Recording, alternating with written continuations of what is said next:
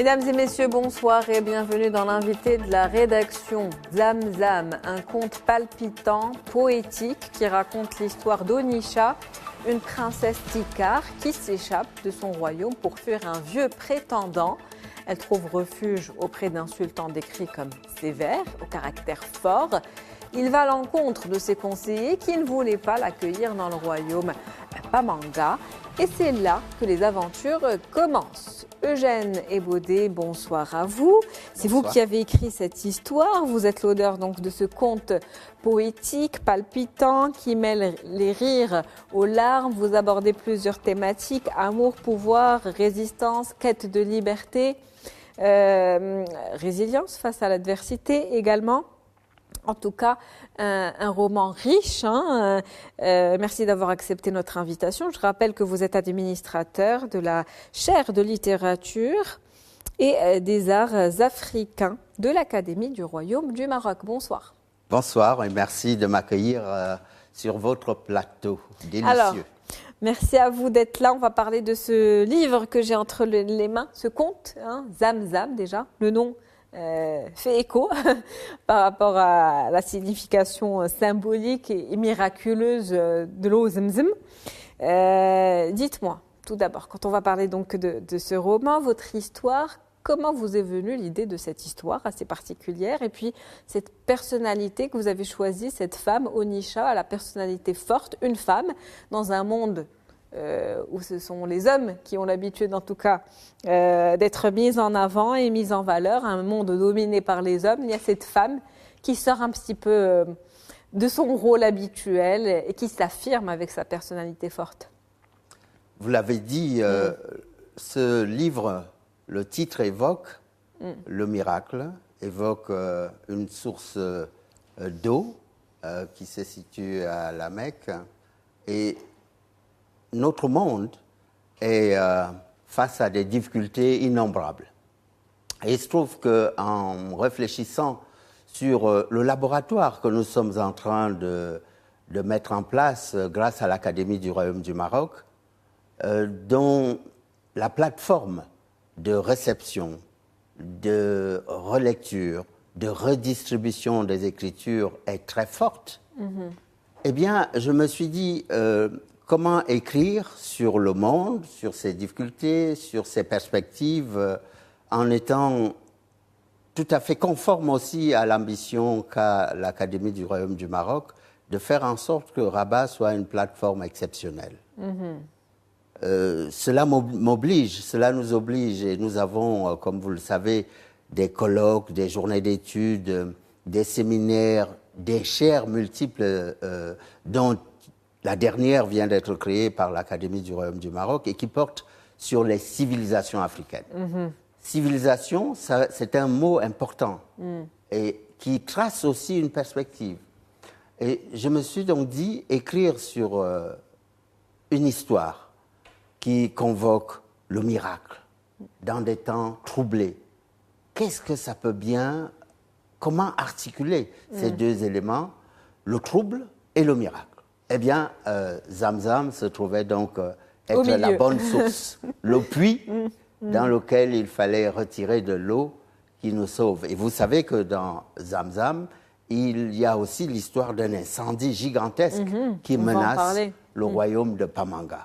Effectivement. Et pendant cet incendie, il fait écho un petit peu à ce monde aujourd'hui troublé dans lequel on vit. Oui, qui brûle.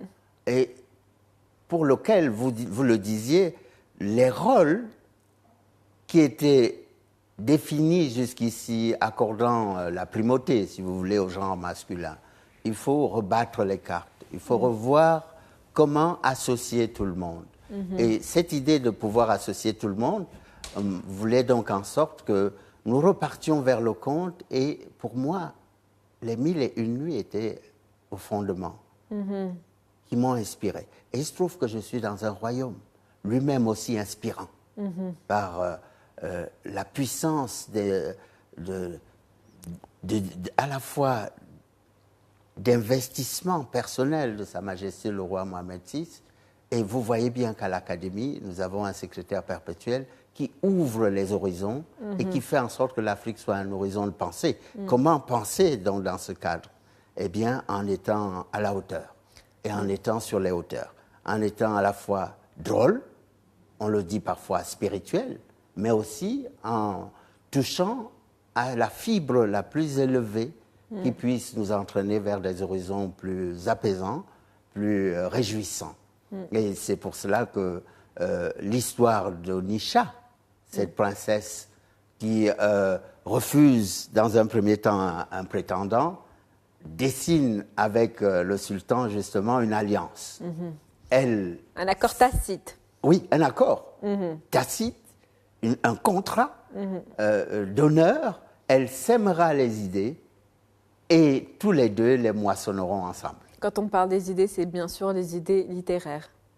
Les idées artistiques, les idées aussi agricoles, puisqu'il y a un concours de gastronomie, la sauce-feuille. Vous voyez que la nature végétale est aussi au rendez-vous de ces échanges. Ça met également en avant la culture africaine et la richesse de cette culture africaine. Elle est prodigieuse. Et nous avons évidemment fait le pari à l'Académie du Royaume du Maroc pour que ces cultures soient revitalisées. Voyez-vous, dans ce roman, la question c'est qu'est-ce qu'on peut opposer au virilisme, au brutalisme? Le virilisme, oui, absolument, vous en parlez. On peut lui opposer ce qui vitalise, ce qui soigne. Vous parliez de résilience, n'est-ce pas? Eh bien, c'est précisément ce qui nous sort d'une contrainte, voire même d'une désagrégation en route.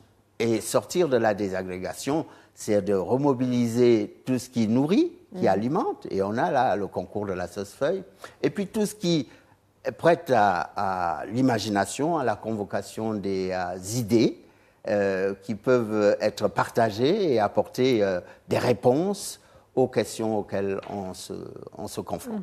Pourquoi le choix d'une écriture poétique en forme de vers? Mais figurez-vous que... Ça doit être difficile pour un conte. Non, ce n'est pas si difficile que ça. Vous savez, nous avons organisé à l'Académie du Royaume du Maroc des colloques, dont un sur l'invention des écritures. L'invention des écritures est aussi passée par l'Afrique. Le conte est passé par l'Afrique. Il se trouve qu'Ésope, que nous convoquions dans un autre colloque sur le récit des origines et les grandes dates de l'histoire de la littérature africaine, Ésope, qui était africain, a exporté la manière de conter, de raconter, de dire la fable aux autres civilisations, et notamment la Grèce antique. Et ces trésors ont été repris par La Fontaine, par exemple, que l'on connaît plus qu'Ésope. Et donc, nous rééquilibrons les choses. Et nous disons que l'Afrique n'a pas été à l'arrière-garde, au contraire, aux avant-postes.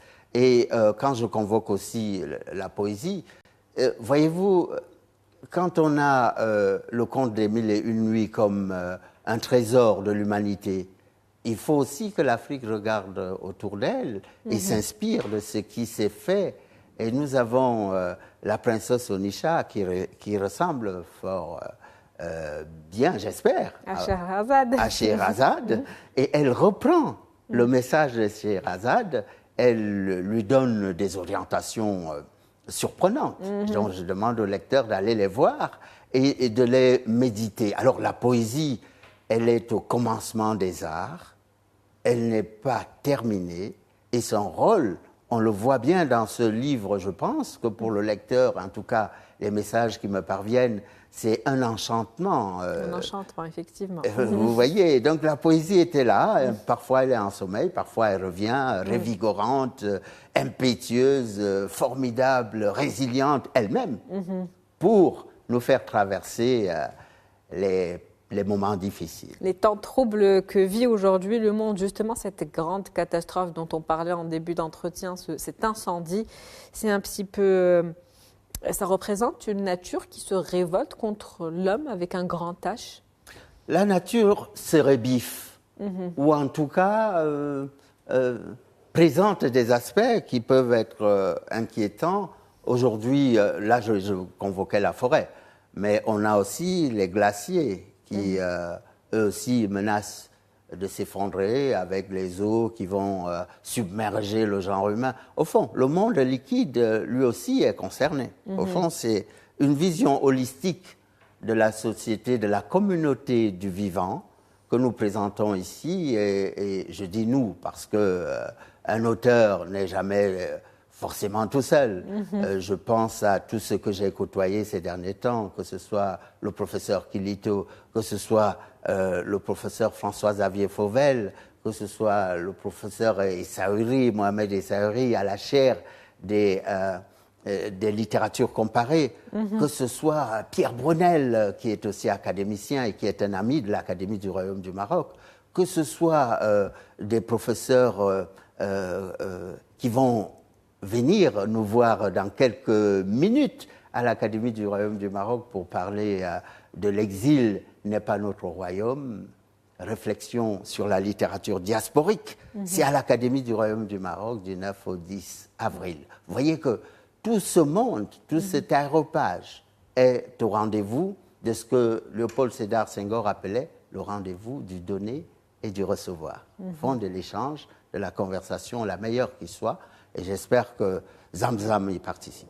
Et cela passe par l'art, en tout cas une réflexion profonde qui est menée dans ce récit qui est à la fois poétique, une satire, on va dire, et également romanesque. Merci à vous, Eugène Ebodé, pour cet entretien, d'être avec nous ce soir, pour ce livre, ce roman que vous avez écrit, qui est très agréable à lire d'ailleurs. Mais je vous remercie. Il y a aussi le petit zèbre qui n'aimait pas ses zébrures, paru à Rabat, dans une belle maison d'édition qui vient de naître, c'est Africa Mood. Absolument, c'est celui que je tiens entre les mains que vous avez apporté avec vous. Donc Merci on en profite beaucoup. pour le montrer au public. Merci à vous, Eugène. C'était un plaisir de vous avoir avec nous ce soir. Eh bien, je réponds toujours à vos invitations avec un immense plaisir.